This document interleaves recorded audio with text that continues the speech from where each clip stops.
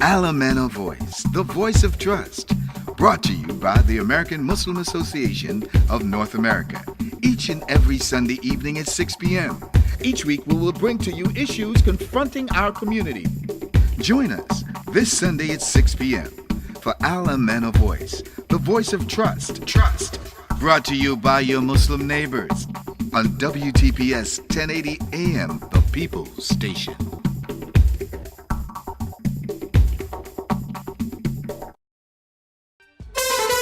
News Talk 1080 AM WTPS, Coral Gables, Miami-Dade, Broward, and the Palm Beaches. The People's Station. أعوذ بالله من الشيطان الرجيم بسم الله الرحمن الرحيم.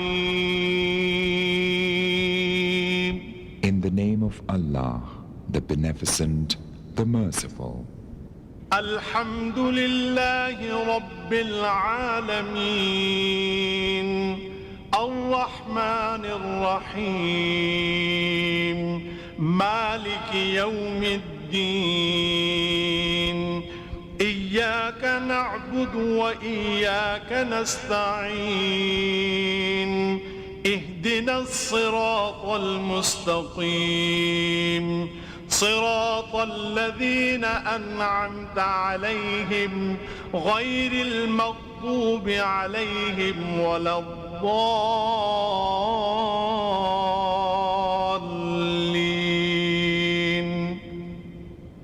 Praise be to Allah, Lord of the worlds, the Beneficent, the Merciful, owner of the Day of Judgment. Thee alone we worship. Thee alone we ask for help. Show us the straight path, the path of those whom thou hast favored, not the path of those who earn thine anger, nor of those who go astray.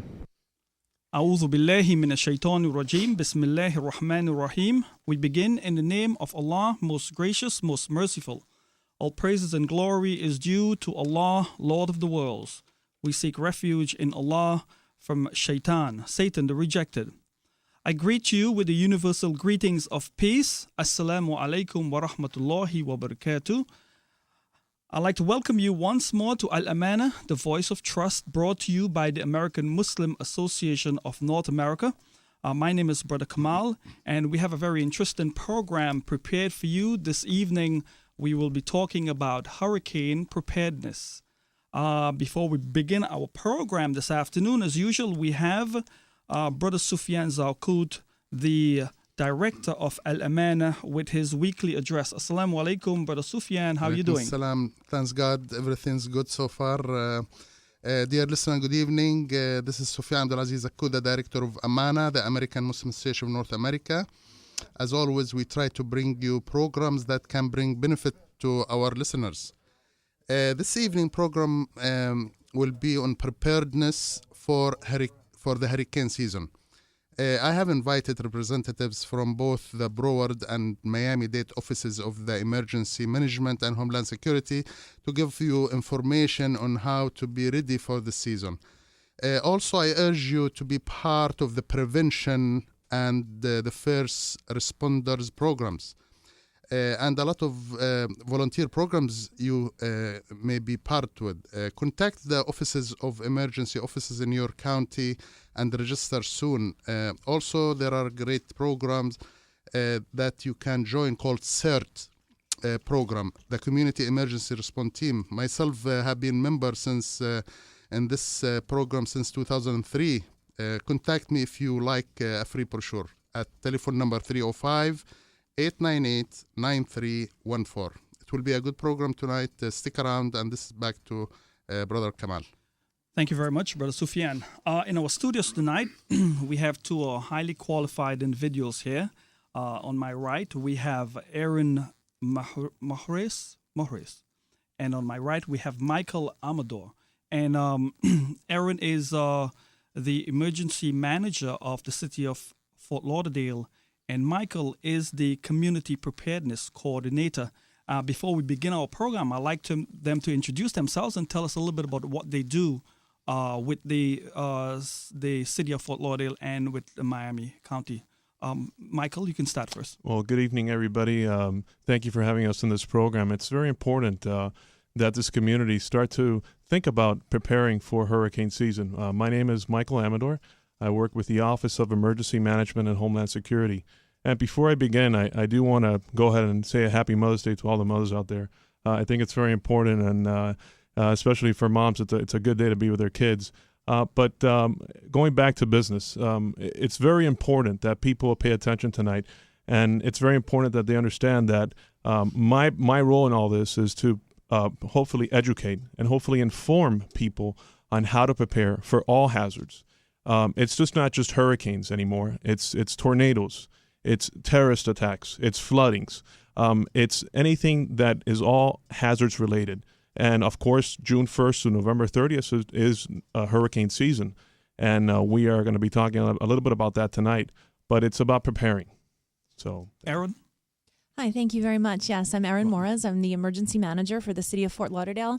I'd like to thank you very much for inviting me here. I think it's very important that we work with all members of the community. Yes. And one of the things that, as Michael was saying, preparedness is really the way that we have to start all of this. And whether it's a hurricane, it's a human-generated disaster or something else, this is the best way. Because, ultimately, we always say that all disasters are local and that no one can do it alone. So starting to work with the community right now and not waiting until something does happen is the only way we're going to succeed. Now, I'd like to talk a little bit about Dr. Gray's predictions. For the past couple of years, it's been a little bit off. Last year he predicted X amount of storms, and apparently nothing passed through Florida, which was very serious. And the year before, we had a surplus amount of the stores that he predicted. We went into the alpha and the beta, in the alphabet. How serious should we be taking, this? When we hear his predictions, let's say he says 15 storms and 7 serious hurricanes. If I can take this yes, is Erin. Erin from Fort Lauderdale.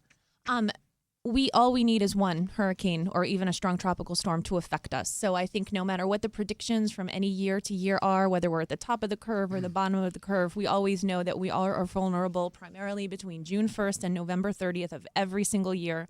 So regardless of anyone's predictions, we have to take it seriously every single time because it only does take that one storm. The key is preparedness. The key is preparedness. Yes. Mike Amador here again. The key is preparedness. And I remember during Wilma, a lot of people weren't prepared in this community. And I was one of them. And at the time, I wasn't working for this office. And you would hear, you had your tax break, which is coming up, by the way, yes. June 1st through June 12th. Very important tax I'm break. glad you mentioned that because Brother Sufyan just gave me a leaflet that explained that the tax break is coming up. Right. So yes. it's very important that we prepare because when you don't have an active season, when you don't have a hurricane, people become complacent. People become calm. They start to prioritize other things when it's hurricane season. And it's important that during a hurricane season that people take precautions, that they talk about a family plan, that they talk about communications among the family, among businesses. And it's very important during those 6 months that people start to think, how can I prepare and how can I recover from a disaster? I would like to go through step by step some of the, and I'd like you all to give us, whatever information you can let us know on the key tips on preparing. Let's say, for instance, there's a hurricane heading our way right now. Usually when people see it on the TV screen, then they start going to the Home Depots and, trying to get themselves prepared. Right now, if there were a hurricane that is heading our way, in terms of the structure, our house, what should we be preparing for? How about if I take mitigation Yes, Erin. and you take personal preparedness? You got it. Okay, partnership. Partnership. Okay, yes. I'll start with some mitigation measures. There are a lot of long-term structural mitigation measures that you can take, ways to retrofit your house, ways to, strengthen the structure itself. And there's a lot of websites out there that can give you information, and the state even supports a lot of these programs. They're trying to look into financial incentives.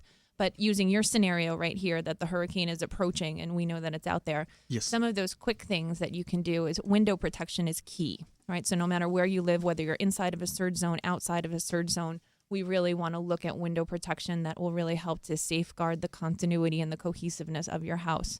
So, we try to look at plywood as a last resort because we understand that it is economical and that it is one of these things you can do on the fly, but that is definitely your last resort. Shutters, certified hurricane glass, always looking at Miami-Dade certified shutters is something that we strongly, urge. And Miami-Dade actually has a special program that they might want to mention. It's the residential shuttering program, and it's a very, very active program in this community, which is run by our Community Action Agency in Miami-Dade County.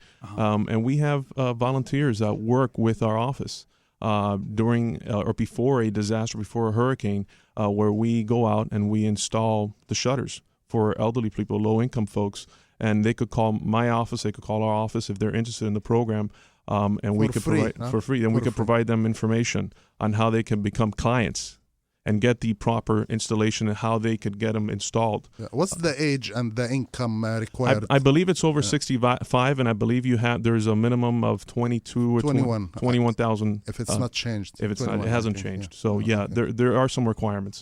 There are some criterias which I will be more than glad to give them the information when they call. No, that is for those who already have the shutters. What about, are there any incentives provided by Dade or Broward County for low-income families for purchasing the shutters, which is more important, Right now, we're not looking into that, but I know that during that tax break, you have a moment where you could buy anything that has to do with hurricane-related. You will get a tax break, and if people need to buy the plywood, need to buy the shutters, there's a moment there that they could have a tax break.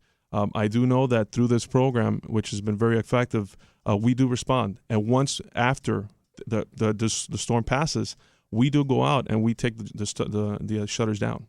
And if residents of the city of Fort Lauderdale have any questions about shutters or other mitigation measures, they should definitely call the city, call the emergency management office. All of the information is on the website. Going back to mitigation, in addition to shutters. Can you put the number? Can you give the number? Oh, please? sure. You can call 954-828. 6700. This is actually also our CERT hotline, which we'll be talking about shortly, I believe. Okay. And so we can answer questions for both of those two topics. Yes. And for Miami-Dade, it's 305-468-5400. Okay, now, Aaron, you said first thing is the impact windows. I have never seen impact windows at work. I am pretty, leery about putting impact windows in my house. I prefer steel, shutters, but the impact windows are they're pretty good. They're tested and certified by the city. That No, not by the city. What I try to recommend, there's an organization called FLASH, the Federal Alliance for Safe Housing, and they have a wonderful website at flash.org. They are close partners with FEMA, with the state of Florida, with many counties, with many municipalities. And what they do is they're a mitigation-based organization, and they look at many different products and many different studies, and they really, they're a nonprofit, and they're not affiliated with any particular business or government or anything. So more or less we can get a recommendation from them about the impact windows. That's really a good place to go for any kind of product and for the recommendations about what really does, pass that the neutral objective kind of test.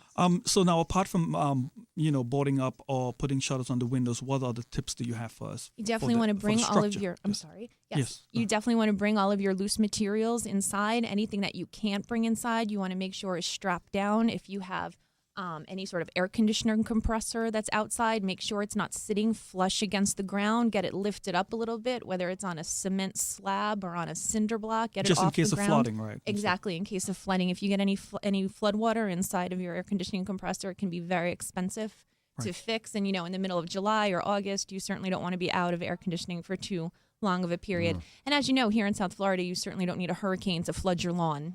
Just a strong rain will do it. Michael, automobiles. There's so many cars around here. And usually when the hurricanes come around, I try to put my car as close up to the wall of my building as possible. I don't know if this is the best thing that I'm doing. It is. And if you have a garage, I would also recommend it highly that you put it inside, park it inside the garage. But going back to preparing for a storm, if there's a hurricane coming our way and you have 48 hours to prepare, I urge people to listen to the radio, listen to the authorities, call 311. People don't know about 311, but 311 is very important for this community. 311 will give you information like, where is my evacuation route? Where is the flooding? If I'm in a flood zone, where can I get that information? Where is my nearest shelter? Where is my bus pickup site? And those are very important criterias and priorities for people. There are people out there that have special needs that cannot move, and 311 is their lifeline. If you have an emergency, folks, call 911.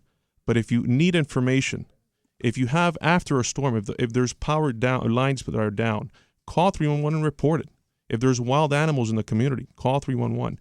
So I think that's the first criteria, is to listen to your authorities, listen to the radio, be informed, have an emergency preparedness kit, have some type of safeguard to your valuables. If you have a deed for your property, if you have a passport, if you have ID in your house, store it in a weatherproof container so that just in case there is a storm, that you have your valuables near you so that you don't lose them. And another thing, designate a safe room, a closet. Do not be near a window or doors. Be inside a closet where there's no windows, where there's no glass around. Take your children, take your pets, take your valuables with you, and your medication and your water and food. We need to talk about water, food, preparing. Have a gallon of water for yourself. Have enough food and water for your children. Vomiting. My children, for example, during Wilma, were vomiting. They were nauseous after the storm. I didn't have the proper medication for that. So think about those things. Have common sense when you hear there's a storm coming. You know what? A storm gives you enough time to prepare. A storm is brewing out there, and it gives you a week. And then countdown comes in the 11th hour. By then, you should have a plan. Yes. You know what? I like to commend Broward County and Dade County, because in preparation for this program, I went to the website, and all I did was type in Broward County Hurricane Preparedness, and this wonderful website came up with a lot of valuable information there.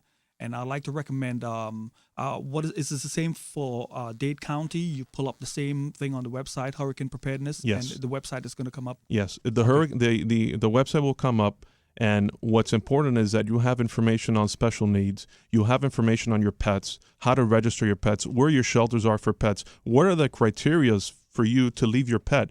Folks, you're not going to leave your pets and walk away. Little Johnny's not going to stay there by himself. You need to have Johnny there and yourself with the food, the water, a kennel, and whatever other medication and ID that you may need to keep Johnny safe, secured, and comfortable.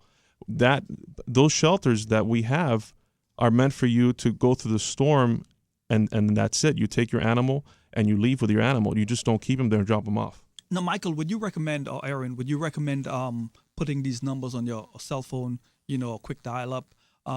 This is the first time I'm hearing about 311, I'll be honest with you. I know about 911 and all the other numbers, but 311, that's a very important number to have. No, absolutely. Right now, 311 is really your main line in Miami-Dade County. The city of Fort Lauderdale, it also has its own website in addition to Broward County, and it has some call-in numbers as well. Like Michael said, if you have an emergency, you should always dial 911 no matter where you are.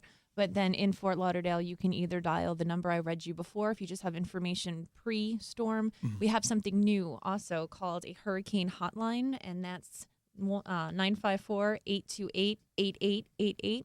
And that will be constantly updated information. We can update it 24 hours a day, even from the Emergency Operations Center. What's that number again? 954-828-8888. 888. It's a very simple number and to it'll remember. just be constant information about everything that you need. And when you mentioned cell phones before, one of the things that I like to do, kind of little experiments when we're talking to the community, is ask people, now because these days we're so technologically advanced and everyone carries their electronic address books with all of their phones and their computers, that when you think about losing power for extended periods of time and potentially having your cell phone come out, some of the most basic modes of communication we can forget about because nobody knows their friends' phone numbers anymore.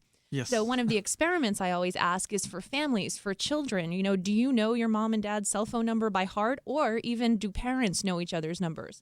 So one of these things, everyone really needs to make sure they've committed to memory their husbands, their wives, their childs, their parents, their neighbors, home numbers, cell phone numbers. So backup phone numbers, so that just because your electronic address book is out for a little while, you still do have some sort of communication. Because you never know, especially with disasters, unlike hurricanes that don't come with lots of notification, you might not be home when they strike, and you might need to come up with a way to contact your family members. And the first way to do that, of course, is to know what their numbers are. When we had that hurricane and we lost power, I realized that my phone didn't work because it's a cordless, and it's then we figured out that we need a hardwire phone. So this should be one of our recommendations for our listeners. And if you don't have a phone and there are communication issues like we had during Wilma, designate a meeting place. For me, it was very important to designate a park where I used to live, because I met up with my wife there many times because our communications, our Blackberries, Crackberries, Blueberries, however you want to call them, were not working. Yes. And it's important that you have that's part of your family plan. Have a designation. If at that moment there's an emergency, and it doesn't have to, again, it's what Aaron said, it doesn't have to be a hurricane. If there's a disaster and you're at your job and your children are at daycare and you need to get to your children first, understand, folks, that at that moment that's excruciating. That's anxiety right there in that moment, because you want to get to your children or you want to get to a loved one and you don't know where they're at. Designate a meeting place. Very, very important. I guess this is advice from me and Brother Sufyan, because we belong to Islamic religious communities, and I don't think that we have designated a meeting area after a storm in order to go look for our brothers and sisters. Sufyan. I think this is a great tip. It's a good idea. It's a very great idea. And especially if after Wilma, we Lost. couldn't contact each other. Everybody started to work by him or her own. After Wilma, it was bad, but after Andrews, there was absolutely no signs around. So, and the trees were gone. So some of the landmarks which were there for you to get to your friends or neighbor's house, it was just fishing. And just to go back for a minute on the pets, I have information here in front of me about the pet shelters. There are 2 pet shelters, and it's one at the Sunshine Pavilion, and there's one at Highland Oaks Middle School. If you want more information or need the addresses or any contact information for the sites, call me, let me know, and I'll send you the information, and I'll send you the registration so if you could register your pet and yourself. Good. Excellent. Aaron, I'm sorry. the boat capital of the world. I know there are a lot of boat owners listening to us right now, where there's a little dinghy at the backyard or one of those multi-million-dollar boats out there in the coastal, what recommendation does Broward County and Dade County have for boat owners down here? Aaron. One of the things, once again, it's just to make sure that you have a plan ahead of time, because if you look at some of the statistics from Hurricane Andrew, there were a great number of injuries that came from those people who were boat owners or boat renters, boat users, that didn't really have a plan ahead of time. And so they waited till the last minute. They went out, they started trying to tie their boats down more and more and more. And they waited too long. The winds came on shore and a lot were struck by debris. So that's one of the biggest recommendations, because we don't want to get too specific. We're not boat industry specialists here. So the best thing that we can do is to just tell people that they just want to have their plan in place ahead of time and have the supplies that they're going to need to strengthen and tie up their boats ahead of time, and to make sure that you monitor the news, that you monitor your local city or county emergency management office who are giving you the recommendations of when it's time to go out and make sure that your plans are in place. Yes, Michael. The biggest issue we had during these hurricanes, whether it was Rita, Katrina, Wilma, was the surge problem. We had storm surge, and we had the rising of the waters right on the bay. And City of Miami has its marina right next to Coconut Grove. And there were 2 or 3 people that passed away because they did not listen to the evacuation orders. And when you listen to a mandatory evacuation order, folks, it's time for you to do whatever you need to do with your boat and leave. Okay. And if you need to take your boat out, take it to your home, take it somewhere where you can have it secure, wherever that place may be. And I'm sure boat owners who love their boats and have invested a lot of money know where they're going to be storing their boats, know what type of security they have, so that in case there is a hurricane or a storm or a disaster, that they have some type of guarantee. But the biggest message that we have tonight is, if you hear there's a hurricane coming, you have plenty of time to do whatever you need to do to secure your boat and evacuate. If there's a mandatory evacuation, leave. Right. And if you are going to leave with your boat and not leave your boat tied down and secured somewhere, please remember also that there is a drawbridge lockdown that goes into place. And so therefore, again, it's very important that you monitor your local emergency management office, because that information is localized. You're not going to get that from a national news network. I'd like to talk a little bit more about the evacuation procedure, especially for the elderly. And there is a cutoff point. I think it's a little east of I-95 for the evacuation. Can you tell us a little bit more about the evacuation, especially for the elderly people? Sure. The evacuation zones are actual, or an evacuation is called by your county Office of Emergency Management, not by the city. So they'll make that determination. Usually this is based 100% on storm surge, aside from those people who have special needs or those people who feel that they're in an unsafe structure. So it is not the same every year. As we have a storm coming in, it changes, the boundary changes. The boundary doesn't necessarily change. There are a number of different evacuation zones. So each county has specifically plotted out evacuation zones, and depending on the strength and the surge that's expected from that particular storm will determine what number of zones. It may be one zone, maybe two zones, maybe more, that are actually evacuated. There are a number of tools. This is not a cut and dried decision, and it absolutely is on a case by case basis. There are a number of tools, both planning wise, technological information that comes in from the National Weather Service and National Hurricane Center that all factors into that decision. But the thing is that, again, if you have special needs, if you're on oxygen, if you're electrically dependent, you always need to take an evacuation very seriously, even if you do not live in an evacuation zone. It may be appropriate if you're 100% electricity dependent, maybe, and you don't have a backup generator, you always need to evacuate. So therefore, that's something to really keep in mind, that just because you don't live in an evacuation zone doesn't necessarily mean that you're going to be okay staying at home. Michael, I know you mentioned pets before, but let's get a little bit more in details about pet owners. I know there are certain type of kennels that are recommended. There are a lot of people that owns horses around here. Can you give us some tips about people who have pets, cats, dogs, and horses? Well, definitely. If you have pets, dogs, or any animal in your home, it's very important that if a hurricane is coming, and even if a hurricane isn't coming, I'm sure you have supplies of food, supplies of medication, supplies of water. You know, folks, animals, they go through the same duress as we do. They look up to us for that nurture. And it's very important that in a moment of disaster, in a moment of need, that we think about how we need to prepare beforehand and after, because God forbid that the Publixes and the Winn-Dixies don't have those generators and you need to run out and get extra food at that moment after a disaster. Well, at that moment, it's not going to work. And you start to think about, well, I should have done this and I shouldn't have done that. Well, hopefully you have plenty of food. Hopefully you have your IDs for your pets. Make sure their vaccines are up to date. Very important, because they're going to ask you for that type of information when you get to the pet shelter. Are the vaccines up to date? Do you have proper ID for your dog or your cat? What kennel size do you have? Very important in a moment like that, where you need to have the proper food, medication, water. It's the same for children. It's the same for adults. Okay, now we talked about preparing the house, the cars, boats, animals.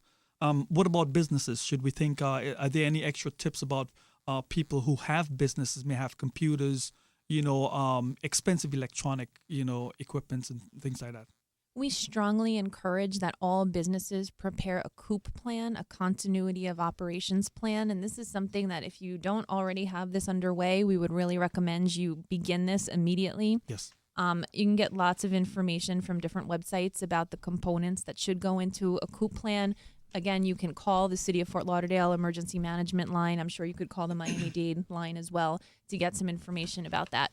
Because a lot of the plans are going to be similar, right? The way that you protect the structure of your house, you would also be protecting the structure of your business. You're going to get supplies for your personnel just like you get supplies for your family members. But we want to remember that it's not just the structure of your business that you're trying to protect, it's the actual business operations. Because again, especially for small and middle-sized businesses, if you're out of work for a few days or a week, that might be the end of your business. So if you haven't put plans in place ahead of time of how to safeguard some sort of continued business practices, you're doing yourself a disservice. So we strongly recommend you put these contingency plans in place. Okay, Michael, employer-employee relationship. Now, at the time of a hurricane is, on its way here, are there any recommendations for employers in relation to the employees and timeout that should be given, That's a very good question. And as a matter of fact, I was with a company the other day, and they were talking. I was asking them, well, do you have a plan for direct deposit? What are you going to do if your electricity goes down for a couple of weeks and your staff, your employees are depending on direct deposit? Excellent. Yes. How do you have you talked to your bank? Is that part of your coup plan, your continuation of business? Is that Yes. part of your plan? And they actually said to me, no. And when we talked about that, we also talked about, well, what happens if your staff needs to come back and they've only taken out a certain amount of money for that week and they need to get paid? Do we have some type of system with your banking where you could give them vouchers? And they were like, well, that's a great suggestion, and we were going to look into that.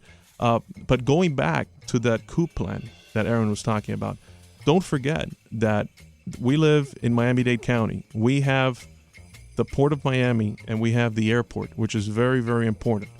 Those are economic engines for our community. And we have clientele.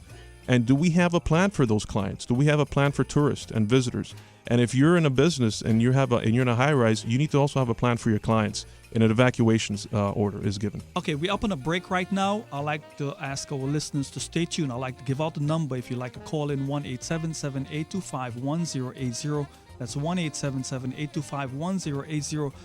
Please give us a call. We'll be right back. News, talk, weather, and traffic on News Talk 1080 AM WTPS, the People Station. Al-Amana Voice, the Voice of Trust radio program, is sponsored by AMIR, the American Muslim for Emergency and Relief, Muslim Neighbors for Neighbors.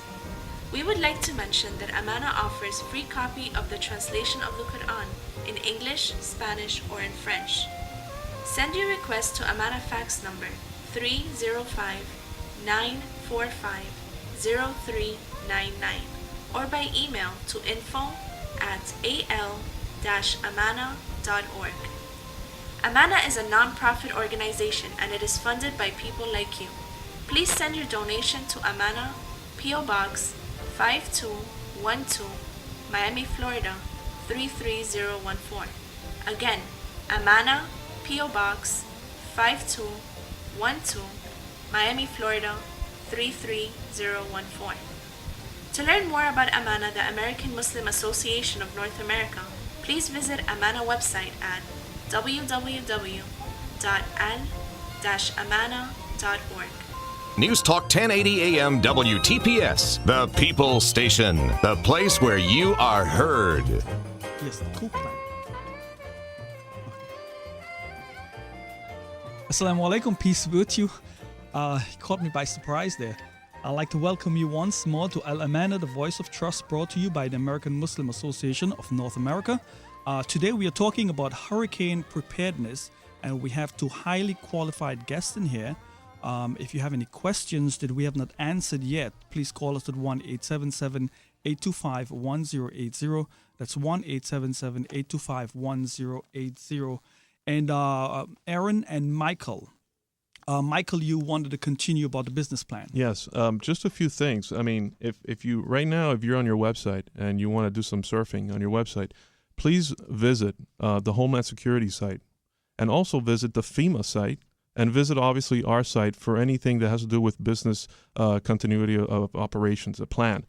They have great information on how you can prepare your business and your employees, and also visit the American Red Cross.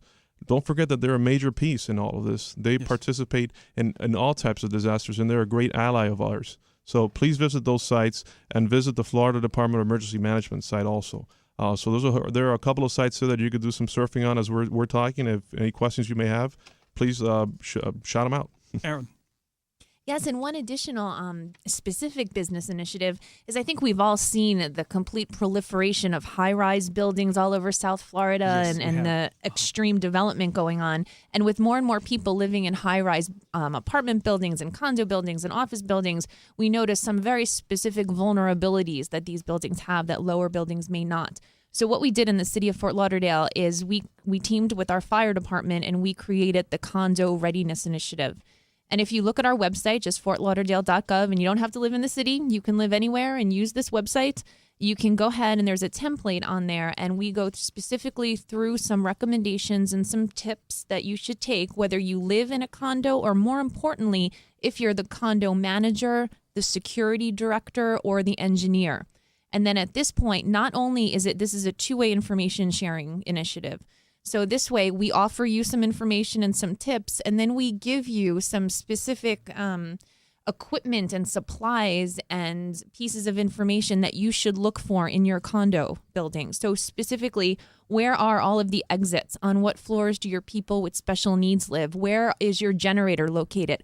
Things even more specific. So what is the company of your generator? What is the phone number for maintenance of your generator? So this way, when you're really in the middle of a disaster, and let's say that your normal maintenance person just isn't available, maybe he's stuck in his house, maybe he had damage and he can't get back to work. How are you going to manage this problem? If you have to call responders out there, how are you going to help them get the information that they need? So the idea is there's this very thorough, holistic template put together, and it takes some work. It definitely takes some work. You have to go out, you have to search through your equipment, search through all the floors of your building, put this information together. But once you've compiled it, it's an extremely valuable tool. And so we definitely encourage everyone to look at the Fort Lauderdale website and download that template. Michael, you want to add something to this? I wanted to talk about something else, Yes. and that is the people of this community. I was one of those people that stood in lines for water, food, and ice. And I remember standing in hours in the Orange Bowl, because that was the time I was living around that area, in the Shenandoah area. And I remember standing around waiting for ice. And as I was heading to my car after standing a couple of hours waiting for that ice, it was melting.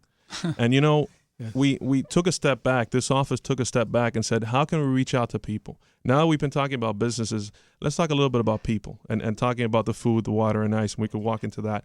But what we've been doing is we've been reaching out to faith-based organizations, volunteer organizations, having a plan for those organizations that are out there in the community and spreading them out, the West, the South, the North, trying to reach out those that are isolated, trying to reach out those that are vulnerable. We've created network resource centers, network care centers, so that those care centers that exist in these communities today, and I've reached out to 30-some plus faith-based organizations, and about 67 volunteer or other organizations are in this community, and they're in play with us.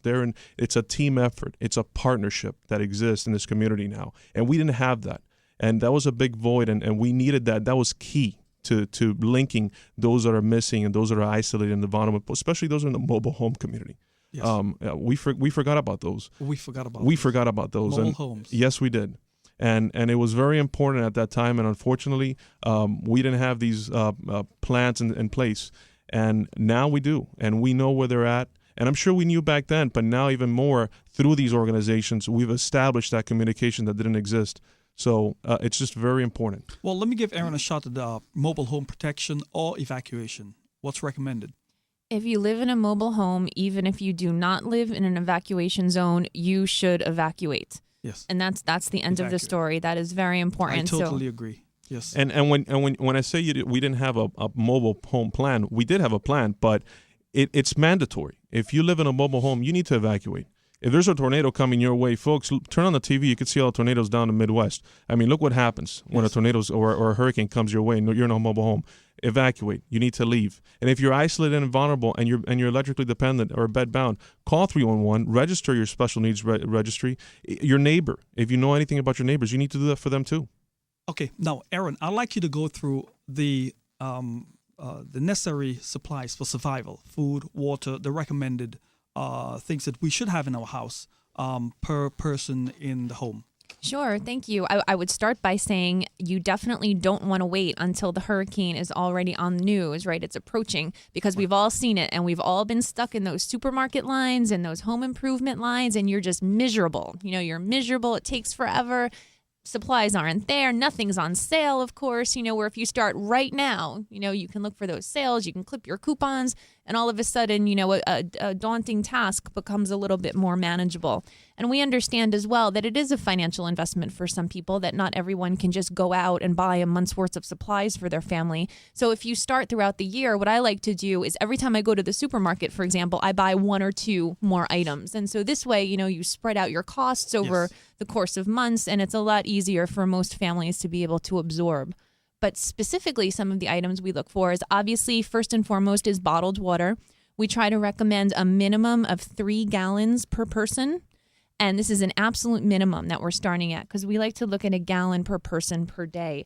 And if you remember, you might think, oh, well, I don't drink a gallon of water every day. But remember, if the water does go out, you're going to need it for cooking.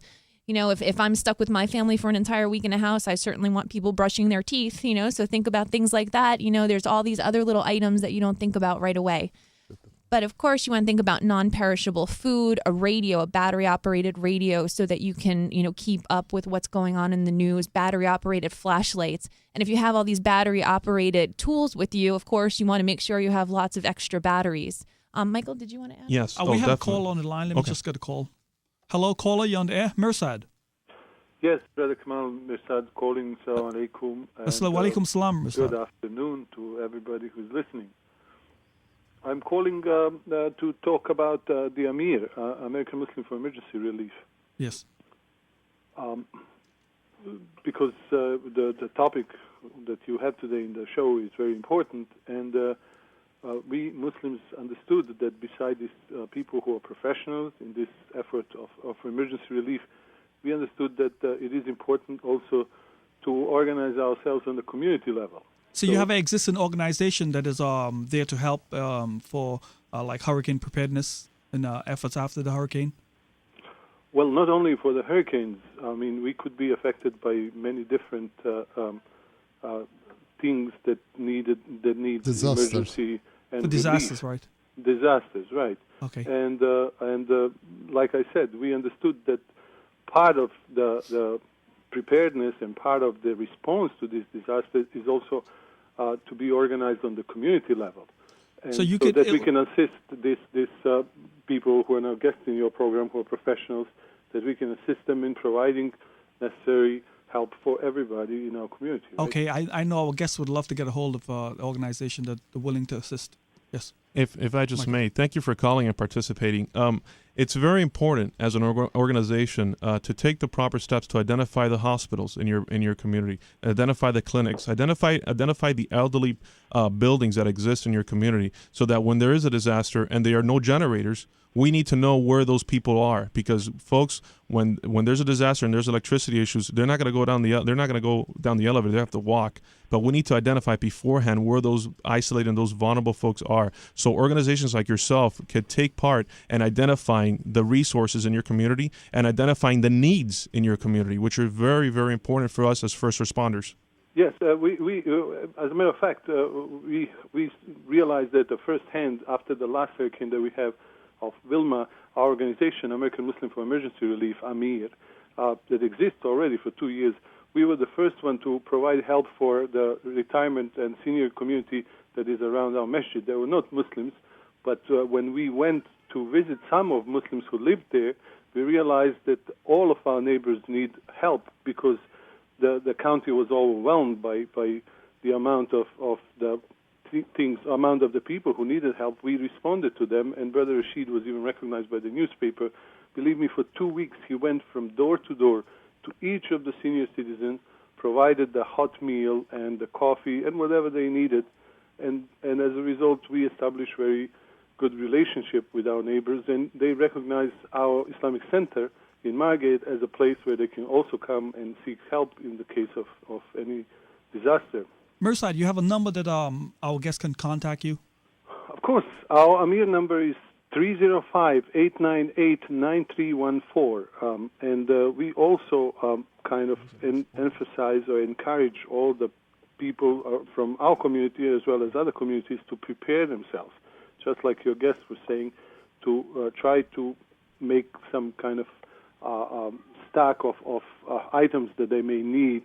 And if they call us, we can send them brochures of the list with the list of the items that we recommend people prepare themselves with, and also so they can call this number in 305-898-9314 or 954-647-8306, or in West Palm Beach area 561-305-3183. This AMIR, or American Muslim for Emergency and Relief. Aaron, yes. We try to organize ourselves on the level of the entire South Florida. Yes, what your caller is doing is so important, and we find that so significant. And if I can actually make a recommendation to your caller, who clearly has a very well-organized, structured organization that's out there, in order to be fully incorporated into the emergency management systems, because we know there are so many community-based groups and so many nonprofits that are doing this wonderful work. And to be the most efficient that we can be, we try to really coordinate the efforts between the government agencies and all those nonprofit agencies that are out there working. There's something very critical called VOAD. VOAD is VOAD. That's Voluntary Organizations Active in Disasters. This is a nationwide concept, and they're organized by the county. I know for sure that Miami-Dade has a VOAD. Broward County has a VOAD that the city of Fort Lauderdale is directly involved with, and I can't speak for Palm Beach, but I imagine that they do as well. It's a very common phenomenon. Yes, and so yes, if your caller... in fact, we are connected with various organizations who work on the emergency relief locally, even with the Homeland Security Department. That's wonderful. Perfect. So if you can make that contact and make sure that you, or if there are any other organized agencies that are listening to this, if you want to become fully incorporated into that effort, please contact your county's VOAD, and they'll be able to give you instructions of how to do that. And this way you can utilize your resources to the most efficient way possible. Yes, Mirsad, we have just about 10 minutes to discuss a lot of points we want to bring out for our listening audience. Thank you very much for calling, Brother Mirsad. Okay, thank you. Assalamu alaikum. Have a good day. If I just may go back to what we were talking about, supplies. We talked about the food, the non-perishables, but don't forget that if you're buying canned food, you need a manual can opener, because when your electricity goes down, folks, you need that manual can opener. I'm going to say it again, a manual can opener, because you need to open that food for your children, your adults, your pets. It's very important to have that extra battery. It's very important to have that water. It's also very important to have your first aid kit. And of course, before that, don't forget to fill your car with gas. And if you have phone and it's electrically dependent or it's on the wall, don't forget you could still use it. But if you want to be secure, you could buy yourself a phone with a battery in it. Yes. And that way you feel much more secure. But if your phone is on your wall and your electricity goes down, I'm sure you can still use that phone. And I think just to be clear, what Michael's referring to, meaning the phone on the wall, that means a phone with a cord, as opposed to a cordless phone. Right. And this way your phone won't automatically go out when you have electricity. And these days you can get those phones with cords at a very, very economical price if you go look for one. All right. Now, Michael mentioned gas, and I want there must be some tips or recommendation for the amount of gas that you should have, because when the time comes, a lot of people just fill up, more than they need. And a lot of the gas stations that I went to after the hurricane, there was no gas after standing in line for like 3 hours. Well, it is definitely very critical that when you know a storm is coming, you want to take all of your cars out to the filling station and fill up the gas tanks on all of your cars. Do this before the storm comes and affects you. And then after the storm comes, unless you have an emergency, please, we urge you to stay at home. We understand you're bored and you're looking for something to do, but it is so important that our responders are able to go out there and use the roads, and our construction people and all of this. And when you're talking about gas, generator safety is very, very important.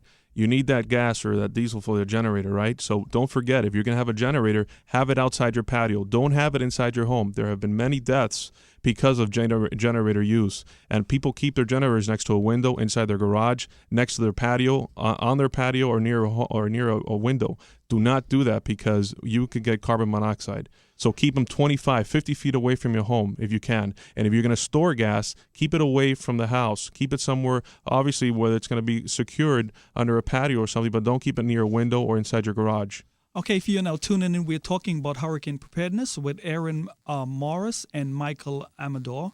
And I'd like you all to talk about a lot of people that die after the hurricane that is not actually related to the hurricane itself. Indirectly, people die from the electrical wires that are sitting in a puddle of water, and the kids go out and play. I want you to talk to our listening audience about caution, because if we have knowledge about these things, at least we'll be very cautious when the storm is over, that we don't venture out carelessly and get killed. One of the biggest things that I've learned is that our drainage system in our streets is very, very deadly, because when there's flooding, the water tries to go down in those drains. And sometimes we don't know it, but there's so much flooding in that area that children playing could be actually sucked down. And it's very important, because People don't know that. They see standing water and they see it's not moving, but at that moment there is movement down there. There is a current, and it's sucking the water down, and anything that's near it will go down with it. Another thing, wild animals. During Andrew, we had many animals leave Metro Zoo because they were also seeking refuge. They were also seeking food, water, and nurturing and comfort, and there were a lot of wild animals around. And when I go to schools, the biggest message I have for children is stay away from strangers. If you see strangers, if you see there's something wrong, do not go near. You shouldn't be outside. There are power wires down. There are debris. There is issues with danger. So children should not be in the streets. They should be around their families. You know, in the hurricane preparedness website put out by Broad County, they mentioned snakes, and I never thought about that. And snakes and rodents, those are two of the animals can be out, wandering around with our kids. Yeah, I think one of the best things to do to prevent any problems with rodents and snakes and things like that, when you see those big debris piles after the fact, especially if you have one in your yard or anything like this, of course, you want to try to salvage what's still salvageable, and try to put your life back together. But you can take some really, really basic steps that'll really increase your safety. So, for example, when you really see that big rubble pile and you want to just dive right in there and see what's still salvageable, don't stick your hands in there. Take a baseball bat or a golf club or a stick or something and go through like that so you can really see what's inside there. Because you never know. You could have sharp objects, or again, you could have some of the creatures that you just mentioned. So and after the storm, take pictures. Don't immediately clean up your property. Take pictures for your insurance, because insurance is going to come in 2 or 3 months. So take pictures of your property and have some type of entertainment for your children after, before, and during the storm, so that they could be entertained and they don't have to be wandering off. Yeah, or stress Now, Aaron, relief. quickly, generators. There are a lot of mistakes that are made with generators. There was something called backfeeding, I think, that people plug the generator right into the socket, and then the electricity travels through the line, and it can, electrocute people who are either working on the lines. I want you to talk a little bit about generators and some of the safety tips that we need to pay attention to when using a generator. I think that Michael started to allude to this before, and it actually gave us some specific recommendations. But for just to reiterate, one very important one that he mentioned is to not have your generator inside of the house. And of course, if you are storing fuel, make sure it is in a container appropriate for fuel storage. This is not a time that we really want to get creative. Something else, one of the big problems, he started to talk about carbon monoxide poisoning. As soon as you get dizzy or you feel strange in any way, shape, or form, you should not investigate the source of the problem. You should go immediately outside and get fresh air immediately. Then once you feel better, you can call the responders and figure it out. But that's important. Immediately get outside. And then after, if you need to turn off your generator, very, very important, don't touch it. That generator is steaming hot, and children should stay away from those generators. And if you're going to have a generator, read the instructions. Know when you need to change your oil. Know when it's proper maintenance of your generator so it could keep going. But folks, do not touch your generator, because it's going to be very, very hot after you need to do some maintenance on it. No, there's a lot of really important points I'd like to touch on, but we just have limited amount of time, approximately 3 minutes left on the program. And I'd like to ask Aaron about after the storm. I know there are a lot of recommendations for instance, boiling your water in case that you are that there's a flooding, like a serious flooding. Can you tell us a little bit about that?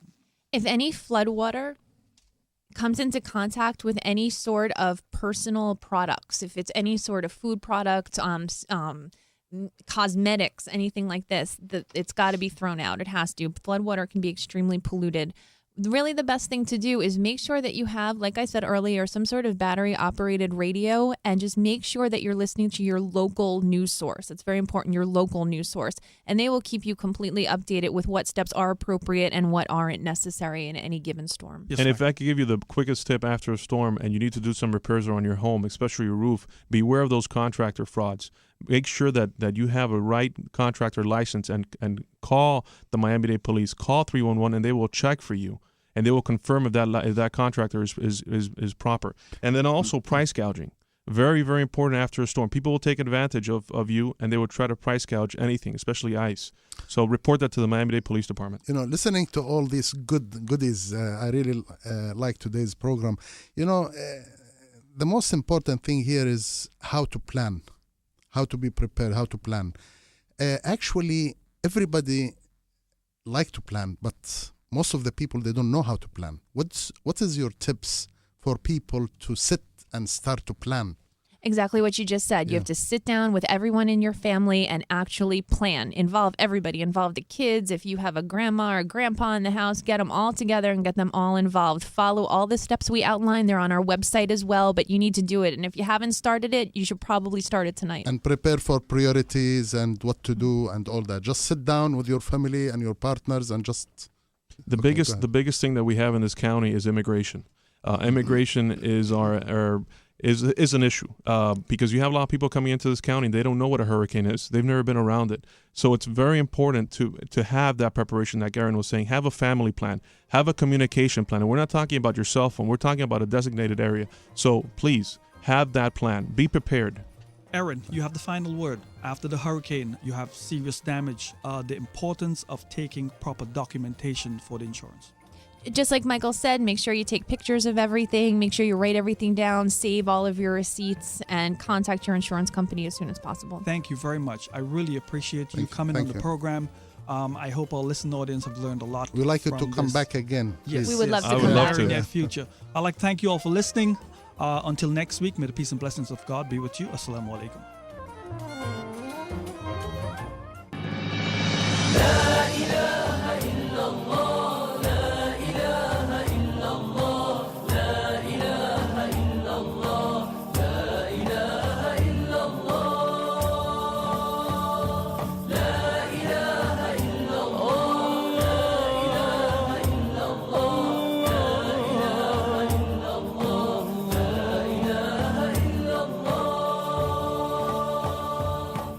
Voices of South Florida on News Talk 1080 AM WTPS, the People's Station.